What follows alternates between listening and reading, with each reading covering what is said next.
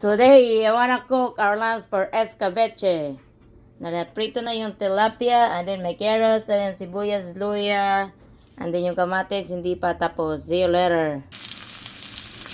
First, ginigisa ko muna yung sibuyas, luya, at bawang. And after how many minutes, saka ko na ilagay yung carrots pagluto na tong sibuyas, luya, at bawang.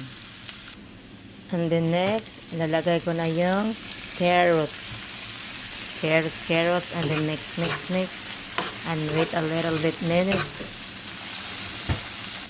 After how many minutes, ito na naman, kamatis. Then, haluin niyo siya. Ay. Hindi na ako mag-aasin kasi maglalagay ako ng toyo. Ilalagay ko na yung sauce. Huwag mong ibuhos.